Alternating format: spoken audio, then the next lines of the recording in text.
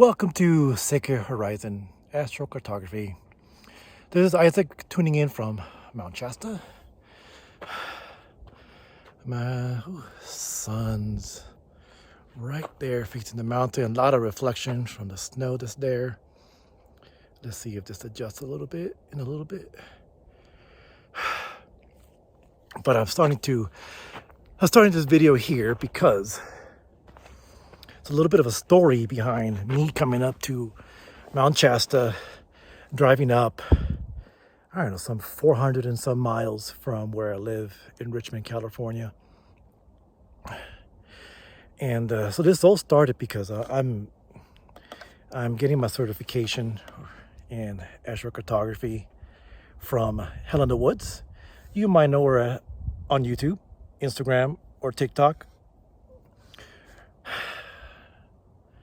as Astrocartography by Helen Woods. And with that, there's a Facebook group where we're sharing. It's like we're amongst community of astrologers, putting the pieces together from the knowledge shared through Helena's experience and the readings that she's done over the past 4, 5, 6 years. Her love for travel and documenting her journeys. And someone in the group posted if anyone's been to a moon sun latitude line. So, and that means like whenever two of the planets that are in our natal chart intersect or cross each other on the world map, which is like the astrocartography map, they create what's called a Paran or a Paran, which is a fancy word for saying it's a latitude line. But it's an energetic one. So it's not like, the cartographers that are laying out routes, to come to America or to navigate the open waters or to find out what topography is at in relation to like where they're at. But it's like the energy of planets coming across each other. And so one of those, I was just thinking back. It's like, oh yeah, you know what? Let me look at my map. I looked at the map, I zoomed in. Lo and behold, there's one on Highway 5 that is the sun-moon crossing. And I've gone through this line several times en route to running. So that's why I felt it was appropriate to start this video while I'm on a run. Spring Hill Trail, I believe is what it's called. And I met one of my dearest friends, a brother from another goddess, on one of these trips. We bonded over papaya and tales of travel. Lo and behold, we're akin, right? And then there was another trip that I took up to Bend, Oregon, really going further up this highway, which is coincidentally also running right along my Pluto line, my Pluto Midheaven line. I was born along this line in San Francisco. And now I live in Richmond, which is about, 18 to 30 kilometers, 18 miles or 30 kilometers northeast of San Francisco. So I share some of my positive experiences, right? But as I was sharing this, I kept, let's keep following this highway, see what else is up there. And lo and behold, it's like, eventually you reach Mount Shasta, right? And I see some of the lines there, and then I start digging a rabbit hole, But on one of these other trips, I was going up towards Bend, Oregon. And, as a trail runner, we're drawn to mountains, we're drawn to pristine spaces, right?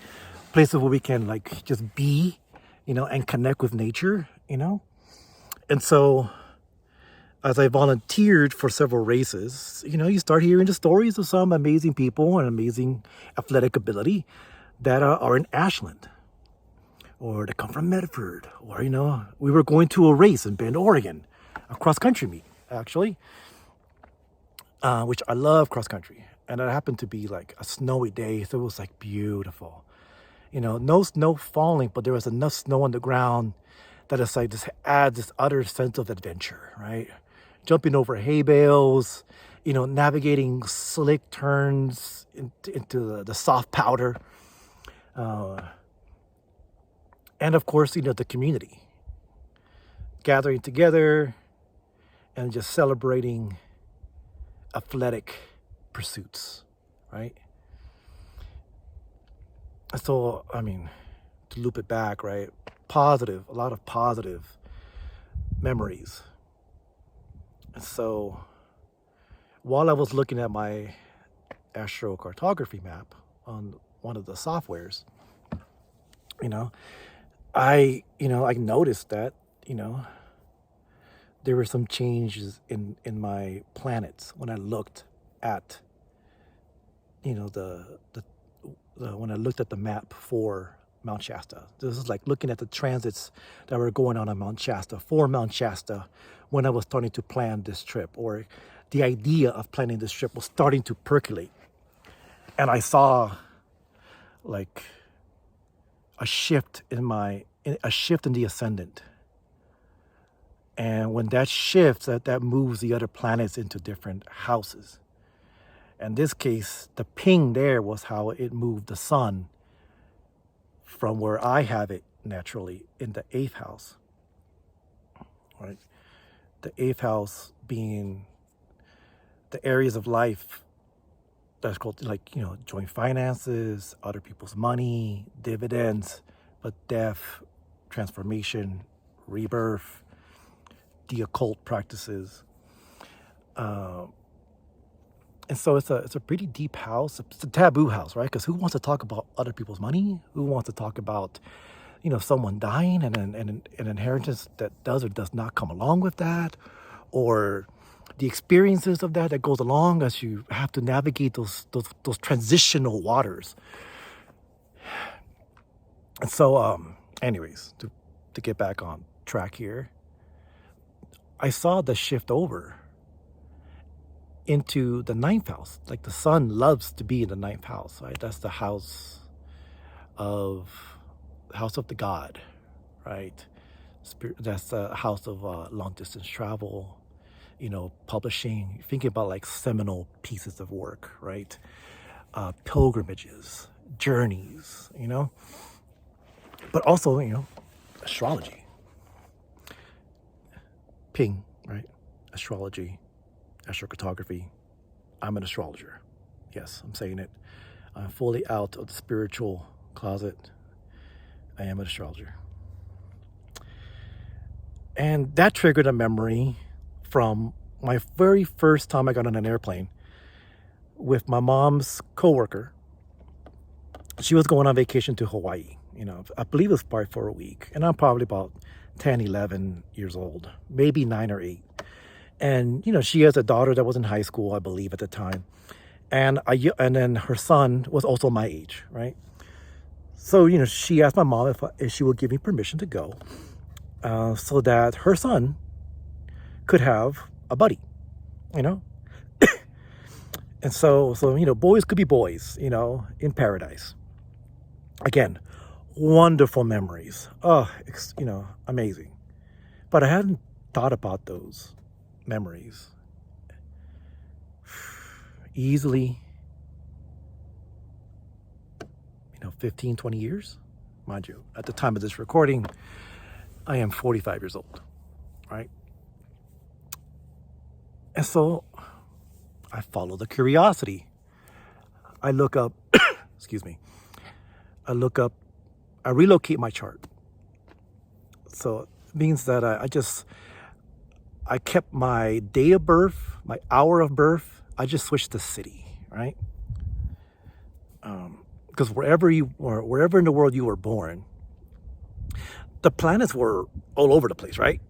You get your sun, your moon, and your rising from the place you were born. But guess what? The sun was doing something somewhere else in the world. The moon was doing something somewhere else in the world. So when you relocate the map, you get to see what was happening at the exact same moment of when you took your first breath, or in this case, when I took my first breath. When I was like, hello world, I'm here, 26 days late, probably not by accident. And lo and behold, Honolulu, Hawaii converts this Capricorn rising. Maybe not converts, but let's just say I get the energies of a Sagittarius rising. I access the energies of a Sagittarius rising. And then my Leo sun moves from the 8th house to the 9th house. And it moves my Saturn into the highest point of the chart that's associated with, father figures, career, vocation, how I'm seen in the world. It's a place where Saturn likes to be. It's one of the better placements, for Saturn in the chart, because Saturn, is about, putting into work. Time over energy equals an outcome, right? And even if it's a place that's hard for you, if you put it in enough time, it'll still reveal to you some gifts, some beauty of it. But that all depends on where Saturn is in your chart and what relationships, like what other planets are communicating with Saturn. Where are the energies flowing from? Are they tense energies? Are they flowing energies? Are they energies that force you to make decisions no matter what? Or are they ones where it's just kind of like, it's like you're sitting on top of the world kind of energies? So that leads into why I am here, right? I actually even not sat down, but like, as I was thinking about, like, holy smokes, what does this mean? Do I have to go to Mount Shasta? Do I have to go to Honolulu? Or to a city in the Hawaiian archipelago? I think the answer is yes. Which sequence? Which one do I go to first?